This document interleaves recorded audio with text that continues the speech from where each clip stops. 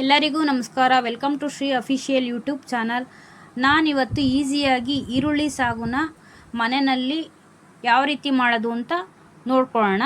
ಮೊದಲಿಗೆ ಒಂದು ಬಾಣಲಿನ ಸ್ಟವ್ ಮೇಲೆ ಇಟ್ಕೊಂಡಿದ್ದೀನಿ. ಒಂದು 3 ಸ್ಪೂನ್ ಎಣ್ಣೆ ಹಾಕ್ಕೊತಾ ಇದ್ದೀನಿ. ಎಣ್ಣೆ ಕಾದ ನಂತರ ಸಾಸಿವೆ ಹಾಕ್ಕೊತೀನಿ. ಸಾಸಿವೆ ಚಟಪಟ ಅಂತ ಸಿಡಿಬೇಕು. ಸಾಸಿವೆ ಸಿಡಿದ ನಂತರ 1 ಸ್ಪೂನ್ ಜೀರಿಗೆ ಹಾಕ್ಕೊತೀನಿ. ಜೀರಿಗೆ ಕೂಡ ಸಿಡಿದ ನಂತರ 1 ಸ್ಪೂನ್ ಕಡಲೆಬೇಳೆ ಹಾಕ್ಕೊತೀನಿ. ಕಡಲೆಬೇಳೆ 1-2 ಸೆಕೆಂಡ್ ಫ್ರೈ ಮಾಡ್ಕೊಳ್ಳೋಣ. ಕಡಲೆಬೇಳೆ ಫ್ರೈ ಆದ ನಂತರ ಒಂದು ಎಸಳು ಕರಿಬೇವು ಸೇರಿಸ್ಕೊತಾ ಇದ್ದೀನಿ. ಕರಿಬೇವು ಕೂಡ ಫ್ರೈ ಆಗಲಿ. ಇವಾಗ 4 ಈರುಳ್ಳಿನ ಸಣ್ಣದಾಗಿ ಸ್ಲೈಸಸ್ ಆಗಿ ಕಟ್ ಮಾಡಿ ಇಟ್ಕೊಂಡಿದ್ದೆ, ಅದನ್ನು ಕೂಡ ಸೇರಿಸ್ಕೊಂಡು 1-2 ನಿಮಿಷ ಮೀಡಿಯಮ್ ಊರಿನಲ್ಲೇ ನೀಟಾಗಿ ಫ್ರೈ ಮಾಡ್ಕೊಳ್ಳೋಣ. ಈ ರೀತಿ ಈರುಳ್ಳಿ ನೀಟಾಗಿ ಚೆನ್ನಾಗಿ ಫ್ರೈ ಆಗಲಿ. ಈ ಈರುಳ್ಳಿ ಸಾಗುನ ನಾವು ಮನೆಯಲ್ಲಿ ತರಕಾರಿ ಇಲ್ದಲೇ ಇರೋ ಟೈಮಲ್ಲೆಲ್ಲ ಮಾಡ್ಕೋಬೋದು. ನೋಡಿ, ಇವಾಗ ನಾನು ಒಂದು 6-8 ಹಸಿಮೆಣಸಿನ್ಕಾಯಿನ ಕಟ್ ಮಾಡಿ ಸೇರಿಸ್ಕೊಂಡಿದ್ದೀನಿ. ಈ ಹಸಿಮೆಣಸಿನ್ಕಾಯಿ ಈರುಳ್ಳಿ ನೀಟಾಗಿ ಫ್ರೈ ಆಗ್ತಾ ಇರಲಿ. ಈ ಈರುಳ್ಳಿ ಸಾಗುನ ಎಷ್ಟು ಈಸಿಯಾಗಿ ಮಾಡ್ಬೋದು ಅಂತ ಅಂದರೆ, ಚಟ್ನಿ ಮಾಡೋ ಟೈಮಿಂಗ್ಸ್ ಇರುತ್ತಲ್ಲ, ಆ ಟೈಮಿಂಗ್ಸ್ ಅಷ್ಟರಲ್ಲಿ ನಾವು ಸಾಗುನೇ ಮಾಡ್ಕೊಂಬಿಡ್ಬೋದು. ಇವಾಗ 2 ಟೊಮೊಟೊ ಕೂಡ ಸಣ್ಣದಾಗಿ ಕಟ್ ಮಾಡಿ ಸೇರಿಸ್ಕೊಂಡು ಮಿಕ್ಸ್ ಮಾಡಿಕೊಂಡು ಫ್ರೈ ಮಾಡ್ಕೊಳ್ಳೋಣ. ಈ ಹಂತದಲ್ಲಿ ನೀವು ಕ್ಯಾಪ್ಸಿಕಮ್ ಕೂಡ ಹಾಕೋಬೋದು. ಇದು ಟೊಮೊಟೊ ಎಲ್ಲ ನೀಟಾಗಿ ಸ್ನ್ಯಾಶ್ ಆಗೋವರೆಗೂ ನಾವು ಫ್ರೈ ಮಾಡ್ಕೊತಾ ಇರಬೇಕಾಗುತ್ತೆ. ಇದೆಲ್ಲ ನೀಟಾಗಿ ಫ್ರೈ ಆಗಿ ಗೊಜ್ಜು ಥರ ಆಗಿಬಿಡ್ಬೇಕು. ಅಲ್ಲಿಗಂಟ ನಾವು ಒಂದು 5 ನಿಮಿಷ ನೀಟಾಗಿ ಫ್ರೈ ಮಾಡ್ಕೊಳ್ಳೋಣ. ಈ ಬಾಂಬೆ ಸಾಗುನ ನಮ್ಮ ಅತ್ತಿಗೆ ಮನೆಯಲ್ಲಿ ಮಾಡ್ತಾರೆ. ನಮ್ಮ ಅತ್ತಿಗೆಯವ್ರು ಮಾಡೋದನ್ನ ನೋಡಿದ್ದೆ ನಾನು. ಅವ್ರು ಇದಕ್ಕೆ ಬಾಂಬೆ ಸಾಗು ಅಂತ ಕರೀತಾರೆ. ನಾನಿಲ್ಲಿ ಈರುಳ್ಳಿ ಸಾಗು ಅಂತ ಹೇಳ್ತಾ ಇದ್ದೀನಿ.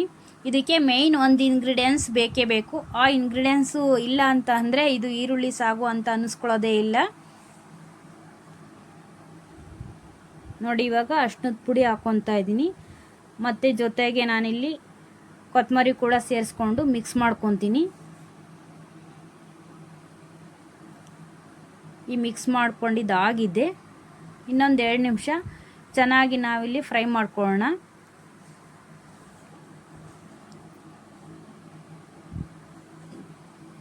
ನೀಟಾಗಿ ಇದು ಫ್ರೈ ಆಗಲಿ. ಈ ಸಾಗು ಬಂದ್ಬಿಟ್ಟು ದೋಸೆ ಜೊತೆಗೆ ಮತ್ತು ಪೂರಿ ಜೊತೆಗೆ, ಚಪಾತಿ ಜೊತೆಗೆ, ಅನ್ನದ ಜೊತೆಗೆ ತುಂಬ ಅಂದರೆ ತುಂಬಾ ಚೆನ್ನಾಗಿರುತ್ತೆ. ನಾನಿವಾಗ ಮೇನ್ ಇಂಗ್ರೀಡಿಯೆಂಟ್ಸ್ ಅಂತ ಹೇಳಿದ್ನಲ್ಲ, ಅದು ಹುರ್ಗಡ್ಲೆ ಪೌಡರು. ಕಡಲೆನ ಪೌಡ್ರು ಮಾಡಿ ಇಟ್ಕೊಂಡಿದ್ದೆ. 1-2 ಸ್ಪೂನ್ ಇಲ್ಲಿ ನೀರು ಹಾಕ್ಕೊಂಡು ಮಿಕ್ಸ್ ಮಾಡ್ಕೊತಾ ಇದ್ದೀನಿ. ನೋಡಿ, ಮಿಕ್ಸ್ ಮಾಡ್ಕೊಂಡು ಇದಾಗಿದೆ. ಇದು ಯಾವುದೇ ಕಾರಣಕ್ಕೂ ಹಸಿ ಕಡಲೆ ಹಿಟ್ಟು ಸೇರಿಸ್ಕೋಬಾರ್ದು, ಹುರ್ಗಡ್ಲೆ ಹಿಟ್ಟೇ ಬೇಕಾಗುತ್ತೆ. ಇವಾಗ ನಾವು ಫ್ರೈ ಮಾಡಿ ಇಟ್ಕೊಂಡಿದ್ವಲ್ಲ, ಅದನ್ನು ಒಲೆ ಮೇಲಿಂದ ತೆಗೆದ್ಬಿಟ್ಟು ಸೇರಿಸ್ಕೋಬೇಕಾಗುತ್ತೆ. ಇದನ್ನು ಯಾವುದೇ ಕಾರಣಕ್ಕೂ ನಾವು ಮತ್ತೆ ಸ್ಟವ್ ಮೇಲಿಟ್ಟು ಬಿಸಿ ಮಾಡೋದಿಲ್ಲ. ಕುದಿಸೋ ಅವಶ್ಯಕತೆ ಏನೂ ಇರೋದಿಲ್ಲ. ನೋಡಿ, ಗಟ್ಟಿ ಆಯಿತು ಅಂದರೆ ಇನ್ನೊಂದು 2 ಸ್ಪೂನ್ ನಾನು ಕಡಲೆ ಹಿಟ್ಟನ್ನ ಇಲ್ಲಿ ಮಿಕ್ಸ್ ಮಾಡಿ ನೀರಿಗೆ ಹಾಕಿ ಸೇರಿಸ್ಕೊತಾ ಇದ್ದೀನಿ. ನೀವು ಯಾವ ಅದಕ್ಕೆ ಬೇಕೋ ಆ ಅದಕ್ಕೆ, ತೆಳ್ಳಗೆ ಬೇಕಂದರೆ ತೆಳ್ಳಗೆ, ಗಟ್ಟಿ ಬೇಕಂದರೆ ಗಟ್ಟಿ ಮಾಡ್ಕೋಬೇಕಾಗುತ್ತೆ. ಇದು ತಿನ್ನೋಕ್ಕಂತೂ ತುಂಬಾ ಮಜವಾಗಿರುತ್ತೆ. ಸ್ವೀಟಾಗಿ, ಖಾರವಾಗಿ, ಪೂರಿ ಜೊತೆಗಂತೂ ಸಖತ್ತಾಗಿರುತ್ತೆ. ನಾನಿಲ್ಲಿ ಪೂರಿಗೆ ಕೂಡ ಮಾಡ್ಕೊತಾ ಇದ್ದೀನಿ. ನನ್ನ ಮಕ್ಕಳಂತೂ ನೆಕ್ಸ್ಟ್ ಯಾವಾಗಾದರೂ ಮಾಡಿದಾಗ ಅಮ್ಮ ಪೂರಿಗೆ ಇದೇ ರೀತಿ ಸಾಗು ಮಾಡಿಕೊಡು ಅಂತ ಕೇಳ್ತಾಯಿದ್ರು. ತುಂಬ ಅಂದರೆ ತುಂಬಾ ಚೆನ್ನಾಗಿರುತ್ತೆ. ನೀವು ಒಮ್ಮೆ ಟ್ರೈ ಮಾಡಿ ನೋಡಿ ಹೇಗೆ ಬಂದಿದೆ ಅಂತ ಕಮೆಂಟ್ ಮಾಡಿ, ಲೈಕ್ ಮಾಡಿ, ಶೇರ್ ಮಾಡಿ, ಸಬ್ಸ್ಕ್ರೈಬ್ ಆಗಿ. ಧನ್ಯವಾದ.